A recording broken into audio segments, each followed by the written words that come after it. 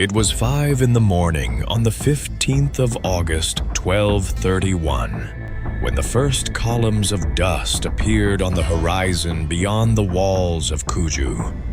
At first, they looked like wind lifting dry earth. Then the dust thickened, stretched, darkened, and became what it truly was, an army. From the towers, the defenders watched in silence as the plain filled with motion, until the line between land and force almost disappeared. 20,000 Mongol horsemen were advancing toward a fortress held by 300 soldiers, a scattering of armed peasants, terrified refugees, women, children, old men, and a general named Park Seo, who understood exactly how impossible the arithmetic was. That is where this story begins. Not with hope, not with confidence, with numbers so absurd that most men would have mistaken resistance for insanity. The Mongols had crushed stronger kingdoms than this. They had burned richer cities than this. They had broken empires older and grander than anything Korea could place before them. Yet for 33 days, this small fortress would refuse to die. And in doing so, it would force the most feared military system on Earth to confront something it almost never had to confront at all. An enemy that understood it was doomed and chose to become expensive anyway. To grasp what that meant in 1231, we have to begin with what the Mongol Empire had already become. Genghis Khan had died in 1227, but death had not slowed the machine he built. Under Ogedei Khan, the empire kept expanding with a momentum that seemed almost unnatural. The transcript gives the scale in stark terms. In roughly 25 years, the Mongols had conquered more territory than Rome had taken in 400. Whether one prefers the exact comparative statistic or not, the meaning is the same. They were not merely another successful steppe confederation raiding borderlands. They were a system of conquest with reach, speed, and adaptability on a level the medieval world had rarely seen. Their cavalry moved farther in a day than most armies could in several. Their communication networks allowed messages to cross enormous distances with terrifying speed. Their horse archers fought in motion with a fluidity settled. Armies could barely interpret before they were already losing. And above all, they mastered psychological warfare as thoroughly as they mastered operational war. Surrender was offered first, not as mercy in the moral sense, but as a rational alternative to annihilation. Resist and the city would be erased so thoroughly that the next city might surrender at the rumor of what had happened. That reputation preceded them into Goryeo, Korea. By the time General Sartak entered the campaign with 20,000 mounted warriors, the Korean political world was already cracking under pressure. Fortresses had fallen one after another. The transcript states that 15 fortresses had gone down in the previous 3 months, none lasting more than 2 days. That matters because military reputation compounds. Every fresh success makes the next target feel more doomed before the siege even starts. Some strongholds surrendered.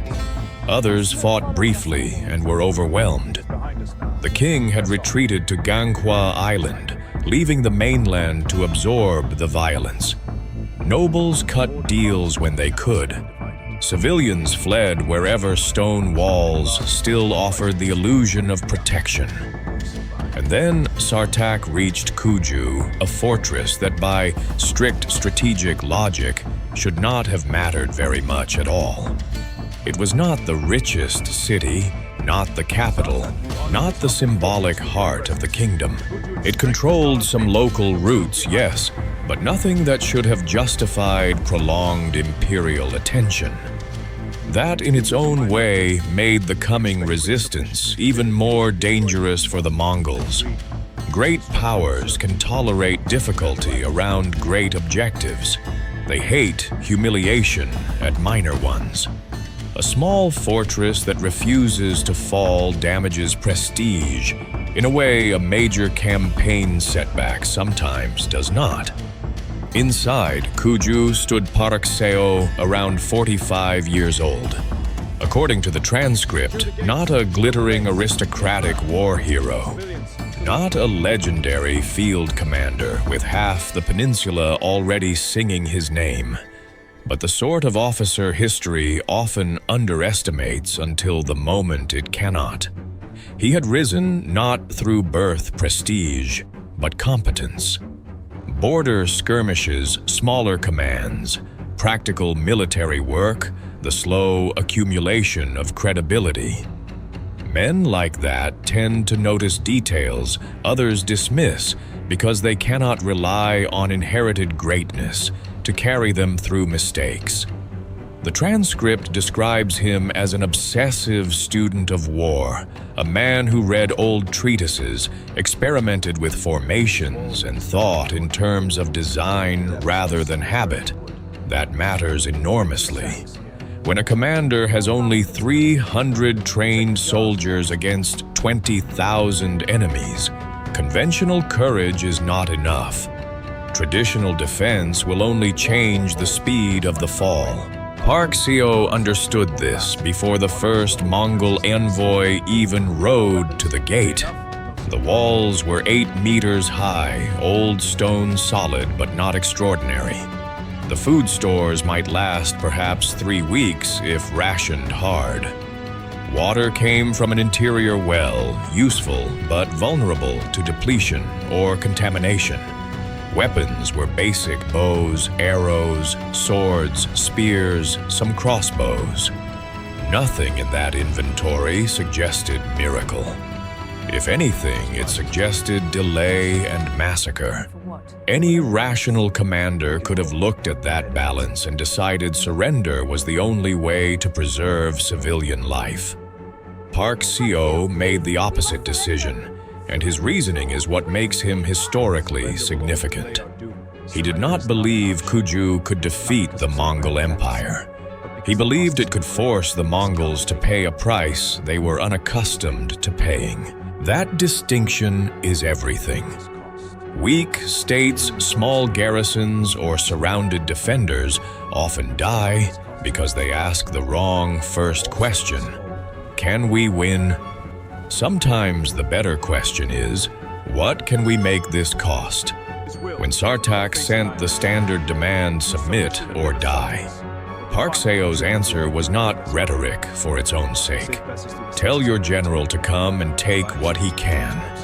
We will not abandon these walls alive. That answer served 2 purposes. To the Mongols, it signaled defiance. To his own people, it removed illusion. The defenders were not waiting for rescue. They were not buying time for an obvious relief army. They were entering a death bargain in which the only remaining freedom was how costly their deaths would be. Paradoxically, that kind of clarity can steady people. False hope is fragile. Brutal honesty, once accepted, can harden into something more durable. The first Mongol tactic was not the direct assault. It was fear. On the 16th of August, they completed the encirclement and spent the day riding in circles, shouting clashing weapons against shields, raising dust, and turning sheer numerical scale into a form of pressure.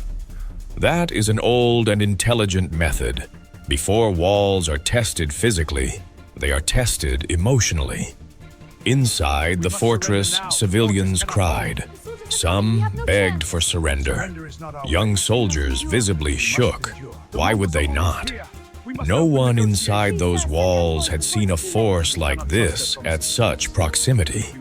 Park Seo did something good commanders do under conditions of panic. he gave everyone a role.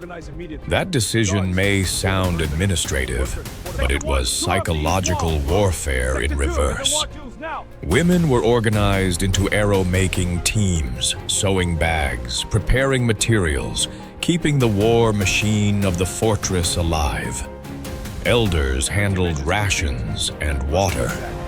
Children above a certain age carried messages between sectors. Civilians were not asked to become warriors. They were turned into participants in continued resistance. That matters because idle fear metastasizes. Useful fear can be disciplined. He also reorganized the actual military defense in ways his own officers initially found odd.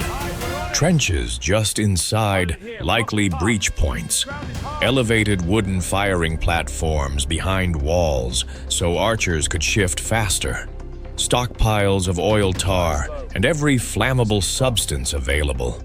Troops divided into functional groups, roughly 100 archers, 80 spearmen, 60 men for specialized defensive devices, and 60 as reserve. But perhaps the most forward-thinking element was not the division itself. It was rotation. Park Seo refused to keep every man on the walls continuously. Only a third would actively defend at any given phase, while the rest rested, ate, and recovered as best they could. That choice deserves emphasis. The Mongols were used to defenders exhausting themselves under constant pressure. Park Seo understood that endurance was not just about courage. It was about managing fatigue more intelligently than the attacker expected. In a long siege, tired men die faster than outnumbered men. When Sartak saw the refusal to surrender, he proceeded exactly as a Mongol commander with overwhelming confidence should. He prepared a standard but formidable siege package. Battering rams, mobile towers, catapults, engineers, and pressure. The transcript makes clear that he regarded Kuju as Fortress Number 16, another routine reduction before the campaign moved on. That assumption shaped the next days.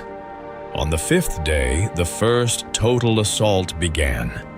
3,000 dismounted horsemen advanced in formation. Behind them came 3 battering rams, each crewed heavily, and the mobile towers. Park Seo waited to fire until the right distance. Again, timing mattered. At 30 meters, he gave the order. The defenders' arrows were not loosed as a chaotic storm, but in carefully trained rhythm. First line, second line, third line. Continuous impact, not one emotional volley. The aim was not merely to kill. It was to keep the attackers under disrupted motion long enough for the rest of the defense to activate. Then Park Seo revealed the first of his prepared surprises. Channels built into the walls allowed boiling oil to run downward over broad surfaces once the ladders went up. This is another sign of systematic design rather than improvisation. A pot of hot liquid thrown by hand kills a few men. A channeled flow weaponizes the architecture itself. Climbers burned, slipped, fell, and dragged others with them. Yet the Mongols did not retreat. They almost never retreated in the first phase. More men came forward.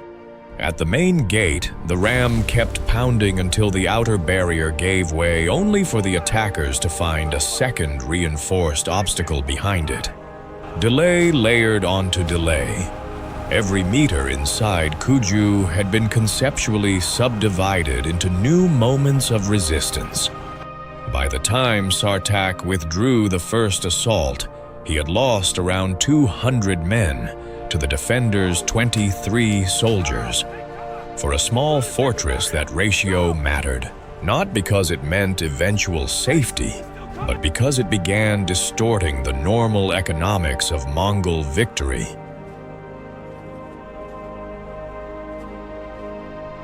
Sartak adapted. Good invaders do. Instead of one overwhelming rush, he used rotating attacks every 2 hours, denying sleep and forcing permanent alert. This was devastating. Park Seo's men could not remain fully human under that pressure.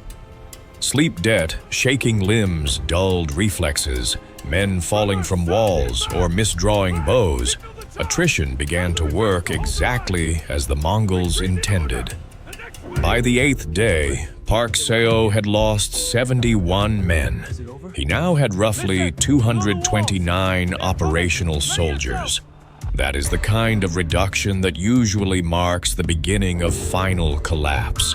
And here Park Seo again showed what separates a reactive defender from a creative one. He did something that would have looked to many like surrender in slow motion. He abandoned parts of the wall. Not because he no longer cared, but because trying to hold every meter equally would only ensure defeat everywhere at once. He concentrated defense on 3 key points and let the enemy think neglected sectors meant weakness. In reality, they meant channeling. The Mongols took the bait. Seeing under-defended sections, they attacked where resistance appeared light. 500 of them gained access, believing the breach had finally been achieved. Instead, they entered prepared destruction zones, including collapsed sections and rudimentary explosive or incendiary effects, using gunpowder-like compounds. Park Seo had adapted from Chinese ceremonial sources. Whether the exact technical mechanism was as clean as later telling makes it the crucial fact is that Park Seo had once again converted breach into trap. The attackers who thought they had passed the main defensive threshold found themselves in enclosed, elevated kill spaces under missile fire from above. Only about 50 of the 500 escaped. More important than the number was the lesson. The Mongols were now learning that even apparent success at Kuju could not be trusted. That is psychologically corrosive. Once soldiers begin to believe every victory point may conceal another cost, momentum slows aggression, becomes more cautious, and commanders lose the privilege of assuming that repetition will solve everything. By the 12th day, Sartak escalated. More catapults, more rams, reinforcements 2,000 fresh soldiers. Pressure from above also likely mattered. Great empires do not enjoy being delayed by insignificant-looking obstacles. Park Seo understood the next assault would be heavier and more desperate. On the 13th day, after heavy bombardment, 8,000 Mongols attacked at once. This should have been the end. He had only around 221 operational soldiers left. Yet again, he refused to defend conventionally. He concentrated the majority of his force where the psychological centerpiece of the enemy effort would strike hardest the main gate. Elsewhere, he let the Mongols climb more easily, only to discover that seizing sections of wall did not grant entry into the heart of the fortress. Instead, they found inner barriers, narrow corridors, and civilians above them tasked not with heroic combat, but with dropping stones, beams, boiling liquids, anything with gravity. This is one of Park Seo's most impressive ideas. He did not need civilians to become soldiers. He needed them to become extensions of terrain. At the gate itself, he had built what the transcript rightly calls a corridor of death, a funnel where entering attackers were channeled into confined space beneath elevated positions, from which archers and defenders could strike down. The brilliance here was not in flashy technology. It was in understanding that numbers only matter if they can deploy. The Mongols kept trying to feed more men through a space too narrow to redeem mass. Bodies then blocked the next wave. Motion turned against itself. After 3 hours, Sartaq withdrew, having lost roughly 1,000 men that day. Park Seo lost 47 soldiers and 89 civilians, terrible losses for so small a force, yet survivable in the immediate sense. By then, the defenders had crossed some invisible threshold. They were no longer merely frightened people trying to outlast a superior enemy. They had begun to believe the enemy could be made to fail repeatedly. But sieges are not won on morale alone. Hunger remained. Ammunition shrank. Constant bombardment killed by inches. Park Seo's second-in-command died. By the 22nd day, food was almost gone. Water was still available, but no longer unquestionably safe, and the defenders faced perhaps 3 more days of sustenance. At this point, many commanders would have chosen escape attempt or surrender negotiation. Park Seo prepared a sortie, but then information arrived that changed the calculus. A Korean defector from the Mongol side reached the walls by night and reported something vital. The Mongol camp itself was divided. Officers were questioning Sartaq. Casualties had become embarrassing. Supplies were tightening. Messages from Ogedei Khan were demanding results. This is one of the most important pieces of the entire siege because it reverses the emotional direction of pressure. For the first time, Park Seo could see that Kuju was hurting the enemy institutionally, not just physically. So instead of using his best remaining men to flee, he sent 50 of them out before dawn on the 23rd day to strike the Mongol camp directly. This is perhaps the boldest single decision of the siege. It was not meant to win. It was meant to prove to the besiegers that a fortress they believed to be starving and near collapse could still bite. The sortie succeeded beyond its size. Fires destroyed supplies. Sleeping enemies killed, then rapid withdrawal. The defenders lost 12 men, but the psychological effect was disproportionate. Now the Mongols had been attacked inside their own camp by men who should have been dying passively behind stone. Sartaq's humiliation deepened. And humiliation is one of the most dangerous solvents of command discipline because it pushes leaders toward riskier decisions in search of restored prestige. That is exactly what happened. By the 24th day, Sartaq resolved on total assault. No more finesse, no more measured attrition. 15,000 men would attack at once. The defenders now had roughly 162 operational soldiers and a dwindling civilian population ravaged by hunger. Park Seo gathered everyone and again told them the truth. This would probably be the final blow. That honesty matters because false promises at that stage would have been contemptible. When the attack came, it lasted 14 hours. The walls became close combat slaughter. Ladders everywhere. Boiling oil exhausted early. Arrows running out. Men fighting with stones. Blades anything. Mongols gained the eastern wall. Park Seo led the counterattack personally. With his last reserve, retook it and lost most of that reserve in the process. By dusk, the Mongols had lost around 200 men, in one day. The defenders were down to 73 soldiers.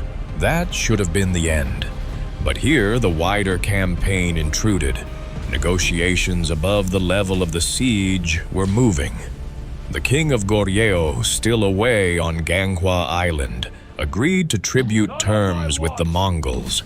Ogedei no longer needed Kuju if taking it required endless bleeding and delay. Sartak wanted the fortress anyway, because his honor and reputation demanded closure. Yet armies do not run only on a commander's pride. Officers resist when they believe pride is wasting manpower for no strategic return. By the 30th day, with water threatened by contamination, food gone, and the defenders preparing to die in a final assault, orders from the broader settlement forced the issue. On the 33rd day, through fog, the defenders watched in disbelief as the Mongol camp began to dismantle itself. Not a feint, not repositioning. Withdrawal, no ceremony, no apology, no admission. Just the vast machine of imperial conquest blinking first. When the last Mongols disappeared on the horizon, Park Seo reportedly remained on the walls for hours, unable to process what he was seeing. That reaction feels true. Men who have lived inside impossibility for weeks do not immediately step into joy just because the enemy is gone. Sometimes survival lands as numbness first. The numbers in the transcript are worth preserving because they define the scale of the imbalance. 73 soldiers and roughly 1,600 civilians remained alive after 33 days. The Mongols had lost over 3,000 men killed and many more wounded. In pure imperial accounting, perhaps the losses were absorbable. But conquest is not only arithmetic, it is tempo, cheapness, and reputation. Kuju had destroyed all three. It had turned what should have been Fortress Number 16 into a month-long embarrassment. It had shown that Mongol methods could be studied, anticipated, and made ruinously expensive by a numerically inferior opponent. Once shown that possibility cannot be fully unseen. The aftermath proves how seriously that mattered. At Karakoram, Ogedei Khan did not celebrate partial submission while ignoring Kuju. He asked the most dangerous question an empire can ask after a setback: how was this possible? And the answer was deeply unsettling. Not divine intervention, not extraordinary reinforcements, not impossible terrain alone. An officer with 300 men had studied Mongol habits and built countermeasures that worked. That is much more threatening than a lucky defeat. Luck cannot be generalized. Innovation can. So while Sartak was quietly sidelined and the episode muted as much as possible, Mongol siege practice itself began to learn. New emphasis on patience, on supply denial, on methods less dependent on immediate overwhelming assault. That is one of history's cruel ironies. Park Seo humiliated the Mongols, but in doing so, he also taught them. That is where I'll stop part 1, because the next movement deserves full space. The political aftermath in Goryeo Park Seo's uneasy reward and forced retirement. The wider legacy of Kuju in Korean military memory. The question of whether this was the Mongols' worst tactical embarrassment in Korea, and the deeper strategic lesson the siege offers across centuries.